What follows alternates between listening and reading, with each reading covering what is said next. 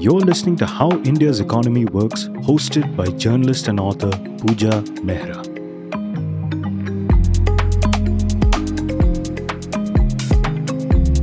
Hello, I'm Puja Mehra. As promised, we have Amol Agrawal once again on the show. This time, he tells us about the history of the banks of the princely states. These banks essentially ran the treasury functions for the rulers. And since the rulers had the trust of their loyal subjects, these banks also ran banking services such as deposits and lending. In Hyderabad, the princely states bank managed its currency that was used parallelly with the rupee.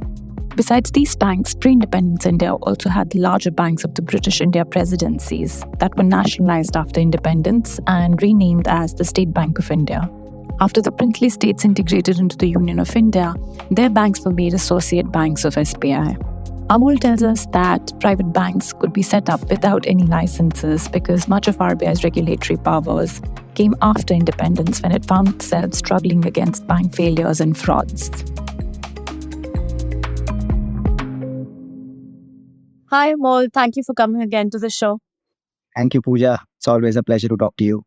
So today we'll talk about the princely state banks, how they were set up, why they were set up, how they supplied banking services to the Indian economy at that point in time.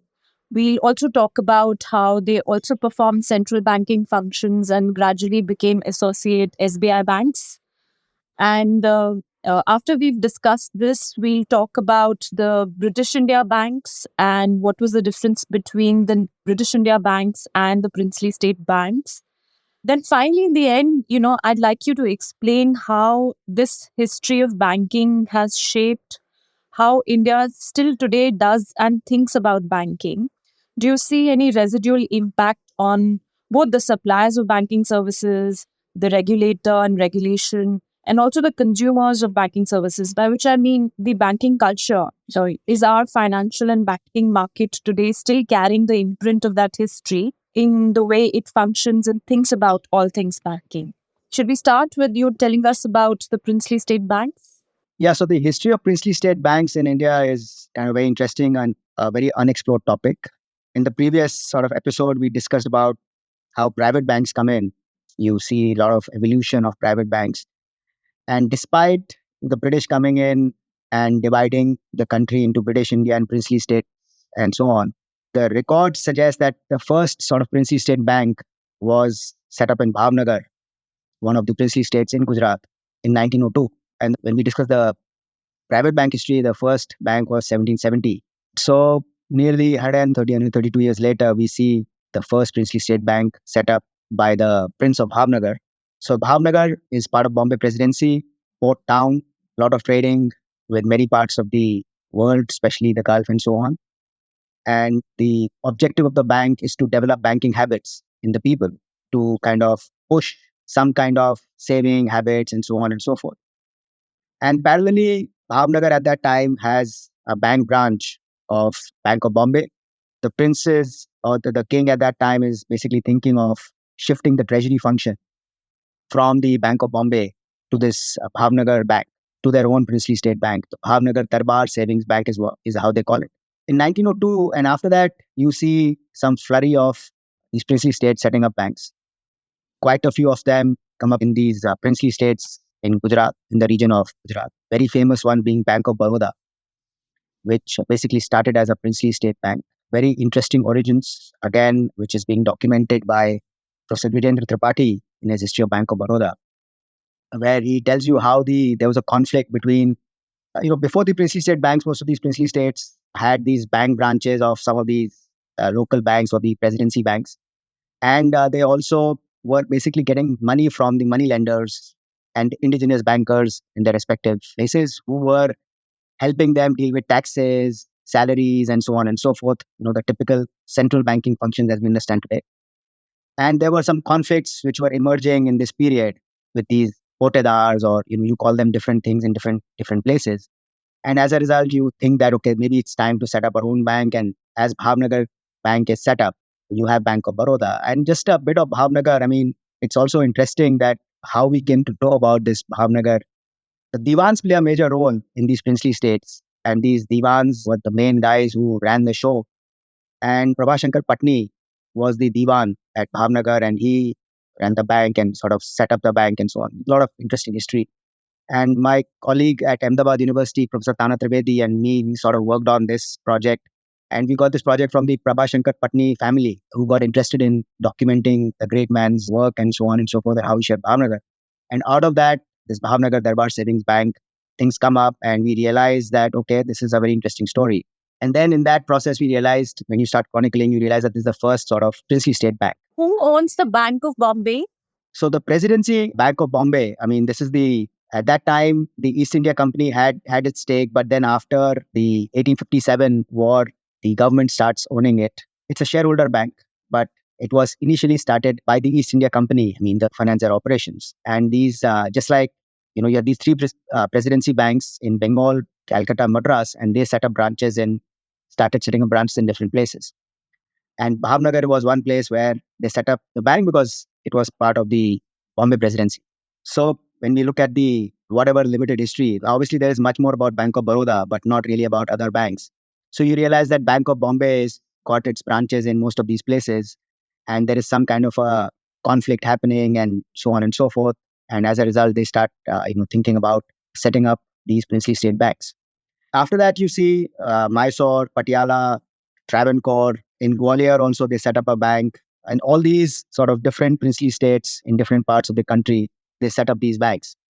And what's going on is that all this while, we discussed that in the previous episode as well, that the British India, in this period, there is some activity as far as regulatory requirements are concerned. You see from 1913 onwards, they start looking at documenting the balance sheets of some banks which start reporting data to the government, and then the RBI comes in. Here, nothing of this sort is happening. I mean, because these princely states typically are evolving on their own, and the British India is not too concerned about what the different princely states are doing in terms of the banking systems. I mean, we still don't know what is the overall number of princely state banks. So the RBI, once it starts coming in after independence, and you have the state reorganization, and you have these states becoming part of the Indian Union. So the RBI counts some of these entities, and you realize that there's some 54 princely state banks in the country. And then there is this whole story which we'll discuss about how this reorganization and all that happens, and how some of them become state associate banks. When they are set up, these are profitable banks, and they are sort of doing a lot of business. We don't have enough information about the profitability of these banks. So basically, you had two kinds of princely state banks. One were these banks set up by some princely states which are very dynamic in their orientation. So Mysore, Baroda, Travancore, Patiala, and so on, which become much larger. Whereas you have all these other princely state banks which are much smaller and are not really run very well. It's still not very clear. So for instance, in some of these Gujarat-based princely state banks, there is no capital really. The banks don't have any capital. At that time, you really didn't have any of these requirements, these capital requirements and so on and so forth. So the Maharaja decides to set up a bank, and it's the Maharaja who decides that this is how it's going to be done. And the Diwan and the other people then start to run the show, and nobody really questions that, this bank does not have capital. People don't question the regulations, requirements, which start to come in when RBI starts to come in the picture 1935. That does not apply to these banks. So they are running the show as they want to. They have organized themselves in different ways. Some of them are, like in the Bhavnagar case, they are trying to promote commercial banking also in the region. In some other princely states, the banks remain very small, largely, as a treasury function for the princely state. Again, it boils down to the size of the princely state also. I mean, if you are a very small princely state, then obviously the banking system is going to be much smaller. Whereas some of these larger princely states like Bhavnagar and Baroda is not very large, but it's kind of very, the Maharaja there there lots of interesting things about how the Baroda princely state was very differently done, and the Gaikwads played a enormous role there. So the Bank of Baroda has its own sort of history about how it starts as a princely state bank and then becomes a private bank and then it's finally nationalized. And how is it in the other parts of the world? Do other monarchs and empires, do they also set up banks in other countries? In the sense that we know that Napoleon set up the Banque de France, which is the central bank of France today. Bank of England was set up by the king at that time in 1694. Likewise, the Sweden central bank was set up by the monarch at that time the first sort of central bank, 1668. I mean, they became central banks later. Initially, they were kind of providing commercial banking functions and also the treasury functions.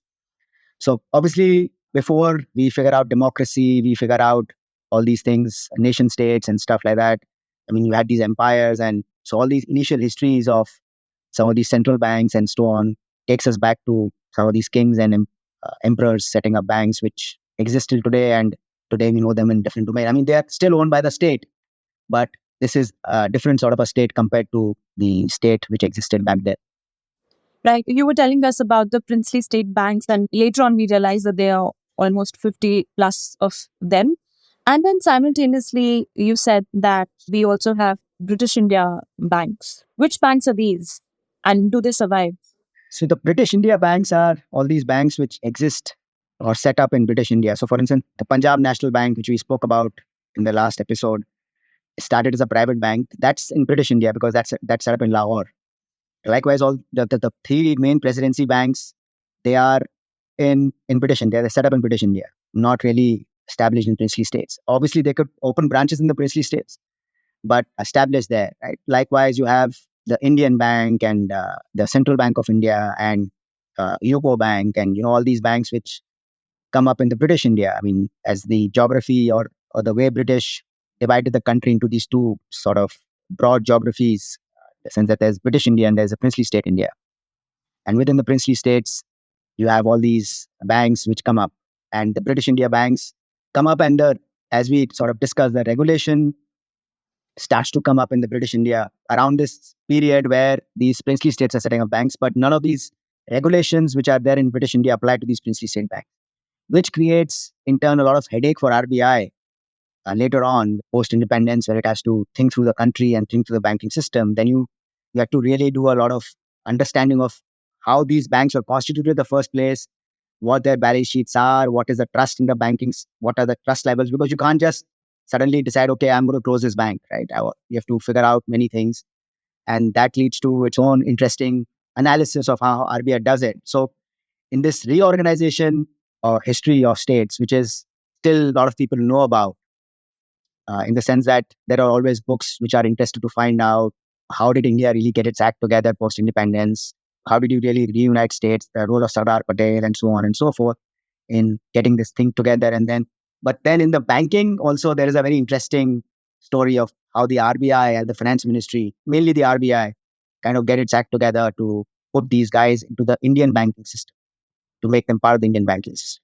Is there a difference in the trust level in the British India banks and the princely state banks of average people who hold accounts or deposits in banks, or even who take loans? Also, do normal average people take loans, or is it only, some very large traders who take loans? To the first question, trust based. Obviously, these banks are very trustworthy because after all, the Maharaja is behind these banks, and local people there who are deeply connected to the Maharaja and to the princely state and to the governance of it, they obviously like to bank with these banks. And there is a very interesting story of the Bhavnagar Darbar Savings Bank, which had a bank run. And so the Diwan Prabhashankar Patniji, he just comes out and puts that cash chest on the desk, brings all these guys, all the depositors, and says that, okay, whatever you want to take, you can take. We have all the money. I mean, there is no case of a bank run and distrust which you guys are creating. And some people withdraw, but then gradually he just solves the bank run by his trust with the people, saying that, look, I am behind this bank. How can there be a bank run? So obviously people believe in these. And there are stories about how, like, for instance, Bank of Bombay's branch, which was there in the Bhavnagar area, it kind of had to move out because people started banking with the Bhavnagar Bank over a period of time, not with Bank of Bombay. It had to close down and all that. So likewise in Baroda also, Bank of Baroda does really well. And there are cases of Bank of Bombay setting up a branch there, but not doing too well. So obviously people are deeply involved or deeply invested in the Maharaja. And as a result, the bank kind of just follows. And it is a competitive market in British India. The British are not trying to clamp down the banks of the princely states, although their banks are losing business. Yeah, firstly, the British, there are these British merchants and there are these presidency banks are anyways very large. It's not as if you're losing a very big market because British India is anyways much larger than the overall thing. So unlike the other aspects of the economy, British are not too invested in figuring out what banks are and what they are doing. They're just sort of extracting whatever they can. It's only when there are large bank failures in the 19 in Punjab area and so on and so forth, they start regulating the banking system, leading to the RBI, and then obviously, but the RBI comes in 1935 and independence is 1947. So this 12-year period, and in that period you have the Second World War, and so on. So there is not enough time for us to understand whether the British are really concerned about the princely state banks taking away action from their own banks, right? So, I mean, I think that way, as far as the banking system is concerned, it's an interesting period, which we also call in history of banking as free banking period, where the regulations and so on and so forth are not very tight. You can set up a bank, you can decide what you want to do with it. And in that space, the princely states are also setting up their banks, competing with whatever the systems are. And it's not just the British banking, there are these local money lenders, which is like a bigger competition for these princely state banks. I mean, because these local money lenders are again very trustworthy people who have been providing loans and deposit services to local people. And then gradually people start trusting the princely state banks over the local banks also. I mean, again, that history is not very well etched out. This is a period where also the British start studying the banking system. They set up banking committees and so on and so forth. But nothing of that sort is for the princely states. I should have also asked you in the last episode for, all those banks, but also for these princely state banks. Do we have any records of what were the kind of interest rates paid on deposits? What were the kind of interest rates banks charged for loans? And if there were any other services, what is the kind of banking that they did? Yeah, so we have some information about Bank of Baroda in Bhavnagar, as in I have looked at those records, but not really for, let's say, Indore, Patiala, Travancore, and so on. I mean, because largely those records, we don't really engage with the banking history as much as we would like to. I mean, these things have to be documented. These things have to be done in a much more rigorous way where one can find out what kind of interest rates. Because the RBI and the Ministry of Finance, which starts documenting the banking system after 1913 and RBI after 1935, they are mainly interested in British India. So nobody is really paying attention to princely states. So that information which starts to come to us after 1913 or 1935, it's only to the British banks, the British India banks, not really to the princely state banks. So the British India banks are very competitive. I mean, obviously there was a competition between money lenders who were charging a much higher interest rate. The reports suggest 20 to 25% money lenders could be charging, whereas these banks could be charging about maybe 10 to 12%. And for deposits, how much were they paying? Deposits was about 7 to 8%. But again, it would vary greatly across regions because we didn't really have much industrialization. Much of these things were around agri loans and around agriculture. So the monsoon vagaries and drought and this, that. So interest rates varied greatly. And this is basically a decision of every single bank based on demand and supply of the funds that they have, right? There's no monetary policy. Monetary policy starts to come in 1935 when RBI comes in, bank rate and all that establishes. But at that time, this whole idea of monetary policy as to the monetary transmission, that how the central bank setting rates, how it goes to the banking system, even those ideas are not there.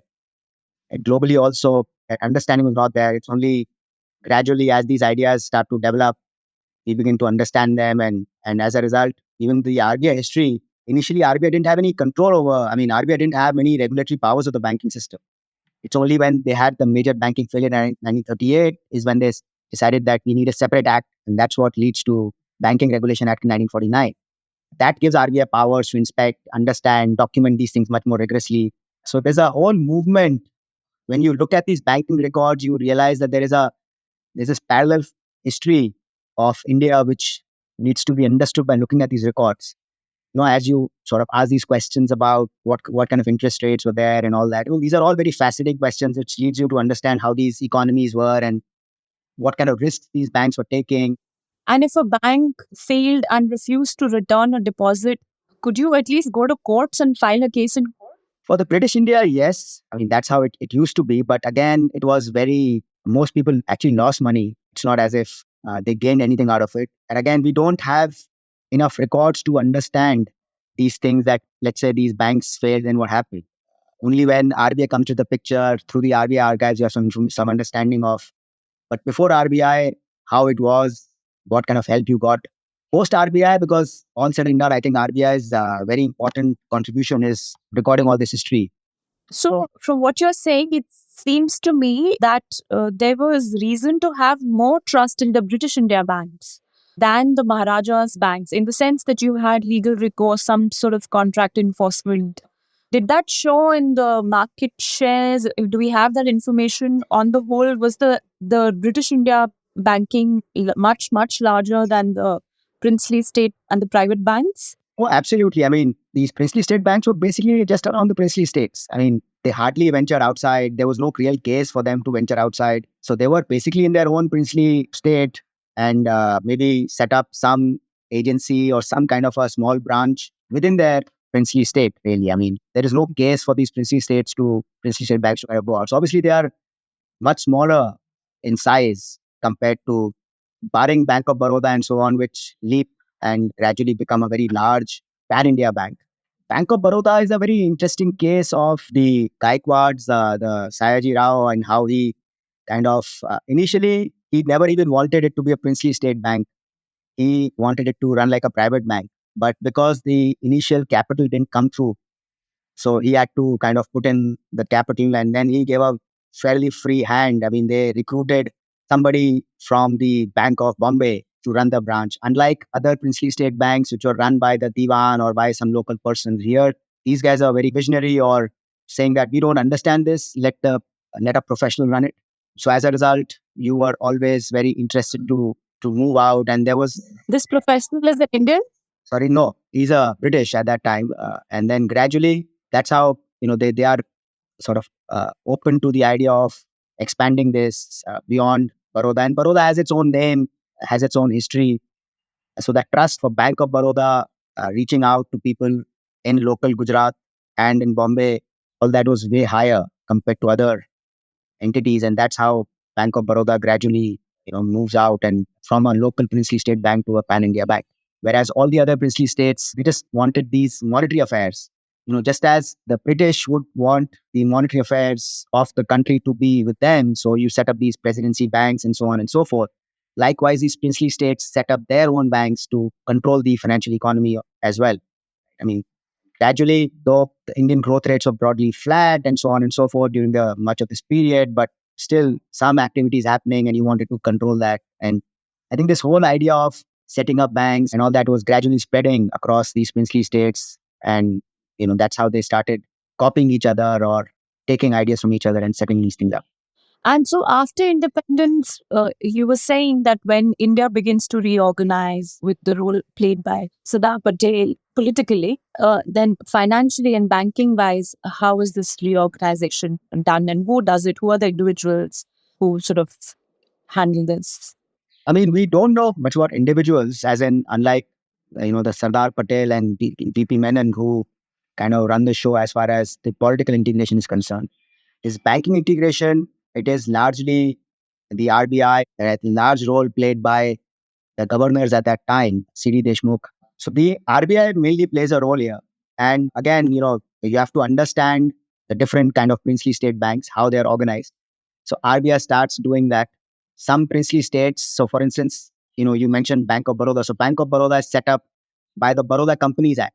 So Baroda had some industries and, the business history suggests that Baroda was always a very dynamic place. Within the small geography, the Maharaja at that time was, the MS University and some of these things, if you go to Baroda, you realize it's a very different place. It's just like when you go to Mysore and some of these princely states. Yeah. The university is very impressive. Very impressive. Yeah. So how they set these things up. So the RBI is studying the constitution of different of these. In some cases, it realizes that Maharaja has just given a farman. कि आज ये bank shuru ho raha hai. So this bank just starts. It was that easy. Whereas in Baroda, they were much more conscious that these things have to be done in a proper way and so on and so forth. Likewise, the State Bank of Travancore, which is again a very large bank. State Bank of Hyderabad, we didn't talk about that. State Bank of Hyderabad is a very interesting case. They also have a currency of their own, which is called the Sikka rupee. So when they set up their State Bank of Hyderabad, they were not just interested in commercial banking functions, but they also realized that the purpose of central bank or the purpose of this bank is also to issue a currency which will be our currency. So we are not just interested in controlling the banking affairs, but also want to look at the currency affairs. But that they didn't make it compulsory that everybody living in Hyderabad will have to keep, but that was also an option. So The record suggests that it was not very, very popular, the Sikka rupee. But obviously, in the government transactions and so on and so forth, the Sikka rupee is kind of used. All these histories become very interesting when we look at these countries which want to adopt Bitcoin and which want to adopt these things. So how do two currency systems work and so on and so forth? What does the state of Hyderabad think? How do they stand to gain by having their own currency? We largely senorage is what they're looking at. They realize, again, it's a history which hoping somebody is hearing this podcast and is looking to, you need a proper system to study these things. You go to Hyderabad, look at all these records, look at all these archives to understand the right motivation. But whatever limited understanding is just like any other king who is looking at things around. And by that time, this idea that there is something called a central bank, which is supposed to issue currency, is starting to gain mainstream. By the 1930s, RBI set up, Canada central bank has been set up, New Zealand central bank has been set up, Federal Reserve has come up, and all of them had these currency functions. So I don't know whether this kind of knowledge reached Hyderabad of all princely states, but they started their currency and they tried to get it popular, but people still preferred. And in fact, this discussion, again, due to demonetization, a lot of this history became very interesting because you wanted to understand how the currency system of India came into being. And then people realized that in the princely state of Hyderabad, you had a different currency. Because obviously you wanted to further take away more powers to your side. I mean, that, okay, I'm running this banking system, but that banking system is still managing a currency which is issued by the British. So can I introduce my own currency? So that's what happens here in Hyderabad. Do we have examples of other princely states trying something similar? We have the case of, I think, Jammu and Kashmir, but that was before J&K Bank came up. So Jammu and Kashmir Bank came up in 1938.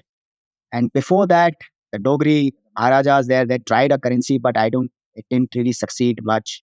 There are some RBI records which suggest that the two places which had their own currency. But as you go around talking to more people around these issues, some of these historians, local historians, they do suggest that some of their other princely states, maybe in Cochin and so on, they did try to have their own currency. But we don't know. I mean, again, these things have to be investigated. So now post-independence, like you were saying, when RBI gets into the act and the finance ministry gets into the act of figuring out what are these various banks, what, under what conditions and terms they've been set up and how to make sure that they all submit to the regulation of the RBI and they all become a part of India. So what's that story? What happens then? Yeah, so the RBI, comes into the picture and it has these variety of banks. So it has to study how these banks are organized.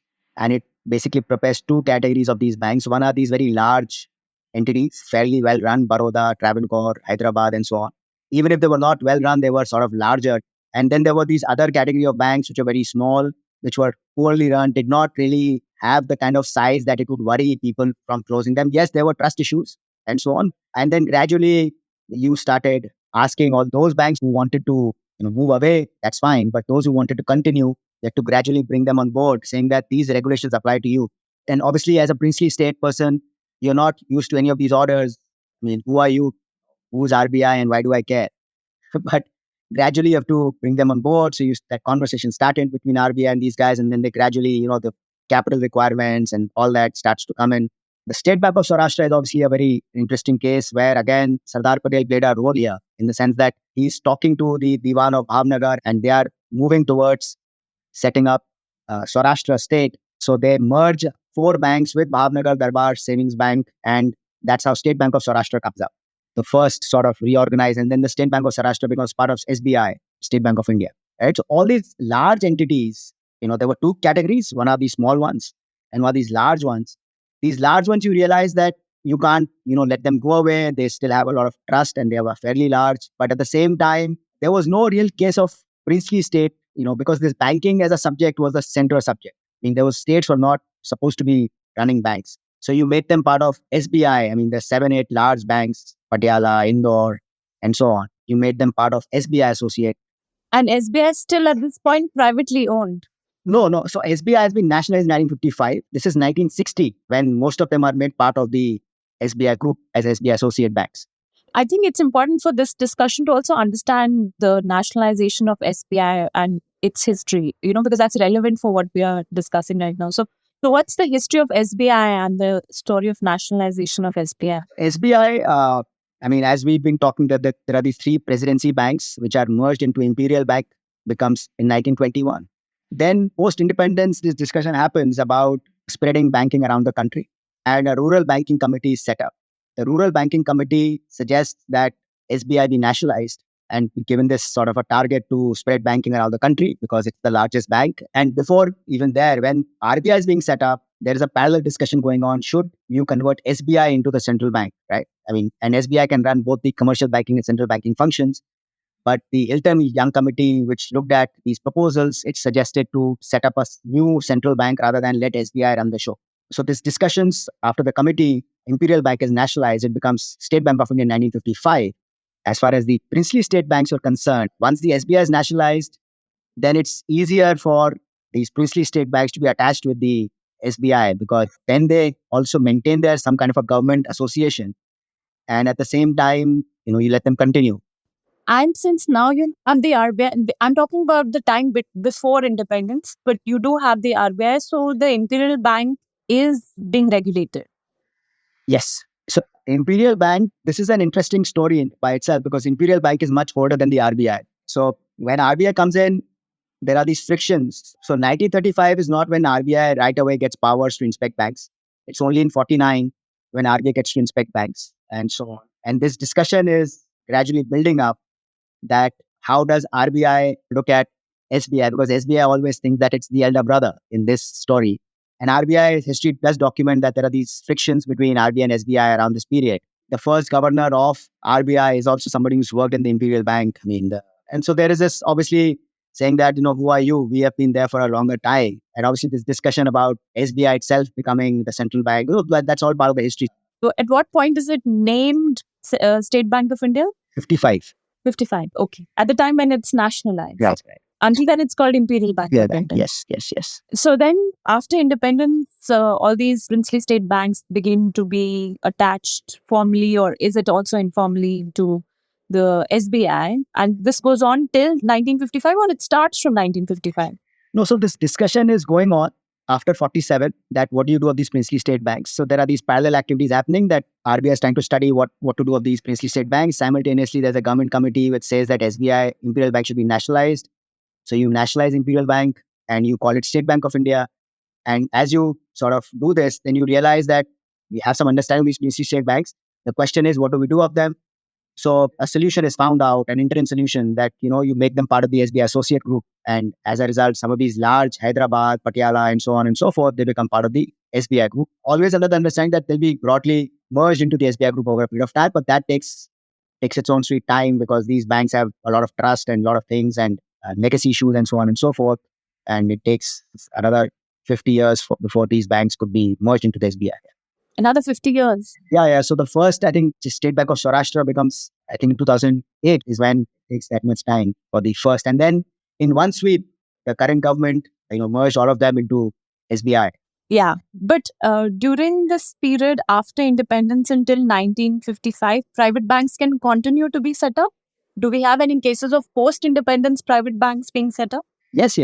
I mean, private banks were being set up, but this activity had kind of started slowing down a bit because of the large failures which are happening and, the clarity of, because now RBI is fully in control. So you had to take RBI permissions to set up a bank and so on. When did RBI start giving licenses for setting up banks? So that's post 49. Post 49. And it does give licenses to private banks, is it? Yes, but then that activity had slowed down. I mean, I don't think there were any sort of new banks which came up in this period because at this period, basically, RBI is mainly cleaning up the banking system. So what happens is that before RBI, when RBI comes in 1935, there is a part of RBI Act, second schedule. In the second schedule, all these banks had to be included in the second schedule, whichever are functioning. But RBI still is not licensing banks. So if you're a good bank and RBI thinks you're a good bank, you are made part of the second schedule. In 49, RBI gets these powers to license banks and close banks and inspect banks and so on. And at that time, even the banks which are existing, they have to apply to RBI and get a license. And private banks do manage to get this license. Yes. I mean, that's how they continue to run their operations because now RBI says that, look, we understand that you've been here for a long time, but in order to make you part of the formal Indian banking system, you have to seek licenses from us, which means you have to have required capital, required reserves, required this, that. So RBI started coming up with some regulations. So then you have to, get your house in order. and then only you get a license, and then only you will be made a top bank. And if you're not in that, and RBI is giving you time, if you're not meeting the thing, then RBI is ask you to merge and close or whatever you want. And so, this very rich history of banking, how are we seeing it in today's everyday functioning and thinking about banking in the RBI, in the minds of the banks, the private banks, as well as the nationalized banks, and also the banking culture of the people, people who use banking services, everyday people? How does that happen? Do you think we need to discuss nationalization of other banks before we come to this question, or we can straight away come to this question? I think we can come straight to this question because this is a big question as to how do you see banking go on, especially with so many changes, going around with decentralized finance, cryptocurrencies, and the digital way of looking at banking that is leading to a lot of changes. Fintechs coming into the system, the big techs coming into the system, Amazon and all these companies today are giving you payment services and so on and so forth. And if RBI permits, then it's very easy for them to set up banks and so on and so forth as well. I mean, these are all some very big global concerns as far as the banking system is concerned, that it's going through a rethinking on how are we seeing the function of currencies going forward, how are we seeing the function of banks going forward with this sort of a technology space, a young generation which is completely not used to going to a bank branch, whereas bank branches were all about stability and that prominence, and people wanted to use and go to the bank branches are no more going to those banks. So a lot of these changes are making us think and rethink about these things. And it's obviously each time the history of fiat currency or the history of central banks issuing currency has been there for us for a while now. We've understood that the RBI is giving us all these currency notes and it's a very trusted thing. But over a period, as we move to digital, so if RBI is issuing a central bank digital currency, how does it ensure that the same trust is there in these currencies? And likewise, how do these banks which are there, how do they reform themselves to look at this digital space?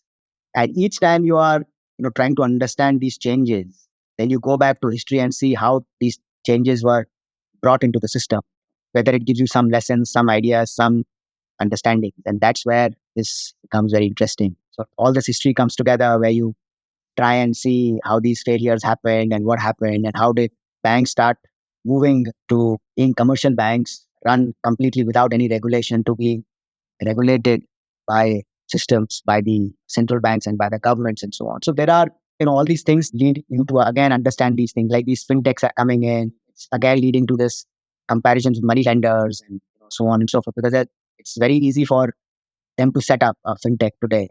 You can just set up an app, decide to give a loan, just like it was very easy for anybody to be a money lender at that time if you had that money, right? So all these changes are taking you back to how the human activity was organized around money and what these new forms of money, new forms of banking, what kind of challenges and what kind of opportunities it leads to, and how do we work around that.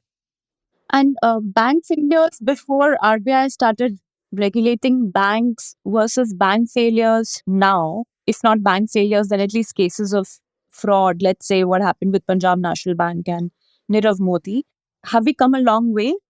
Uh, each time you think you've come a long way, you're surprised. I think this human endeavor to believe that we've understood the role of money and we've conquered money and we've understood banking and we've understood these things, they usually come and humble you with new experiences, new people, new ways of doing frauds, new ways of figuring out some loophole in some regulation and so on and so forth, right? So You're not very impressed with the RBI's regulatory framework. I'm very impressed with the changes. At least RBI has been very. It's just that I think they also realize that at the end of the day, there is only so much you can do. There'll be always people around who will find a way to overcome the system. So you're saying that there isn't much of a difference between pre-RBI, princely state banks, all other private banks, etc., and the banking system today. Is that what you say? No. I'm saying that obviously there are a lot of changes. Banks were run without any sort of capital requirements, any reserve requirements, any prudential norms. So from there to today, we have come a long way. And the number of bank failures has reduced drastically, isn't it? Yes. That's been one concern. That's been one major concern. I've been writing about that in multiple ways, in whichever way I can. saying that RBI has been very conservative as far as bank licenses and all that is concerned. But then what I'm trying to say is that each time the regulator thinks, or the banking system in general thinks, or the public thinks that, we've understood these things and there is no way anybody can fool the system and all that, you're humble. Okay? We've had several cases of in these last 10 years, very prominent Yes Bank kind of a bank doing what it did is a shocking thing, because for how long RBI was trying to understand what's going on there. And then finally it came to a situation where the bank was completely bankrupt. I mean, and if it was not saved, RBI didn't really come around a solution, then it wouldn't have just sort of collapsed. And SBI once again came to the rescue of the Yes Bank, right? But in terms of how banks would just come up and collapse, and then RBI comes into the picture with all its regulation, etc. You said that it is still very conservative in giving licenses. Do you think it is burdened by this history that it has had to deal with? If it was a slightly different history, and probably it was not possible for it to be a different history, but if it was, do you think RBI would have a slightly more relaxed approach? Definitely, because the first sort of new licenses which are given in the 1990s, quite a few of them, they did all kinds of things. There were failures, there were mergers, and it didn't really work well. Then you gave Kotak and Yes Bank a license, and then Yes Bank didn't really work well. So obviously these things have weighed on RBI's mind that, it's best to be doubly sure rather than be very adventurous with bank licenses and so on, right? So that's what I think has driven RBI's policy in the last 20 odd years, because, once bitten, twice shy, right? So you're being very careful.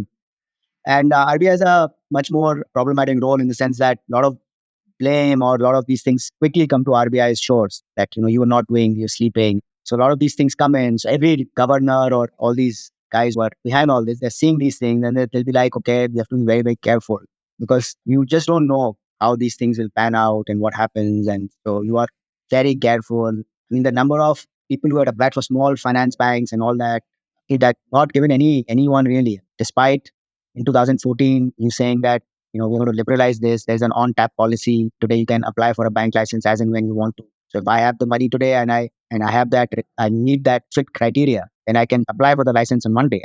But then RBI sort of sits on it and it reviews and figures out that you're right. It's be very careful. And I think that these failures have weighed on RBI's mind. Right. Thank you. Thank you so much.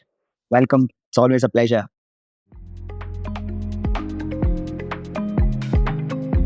This is such fascinating history that explains well, as Amol said, the mindset of the RBI and the government on banking policies and regulation even today. The old records must be such a treasure chest for researchers of banking history.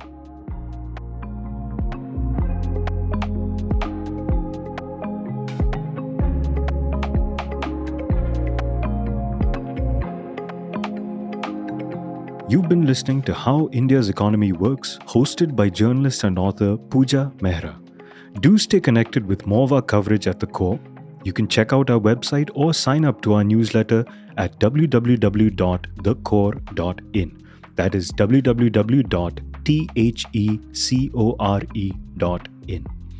Do also track us on LinkedIn, where we usually post synopses or extracts of our top stories and interviews. We would love your feedback, so do write to us at feedback@thecore.in. Thank you for listening.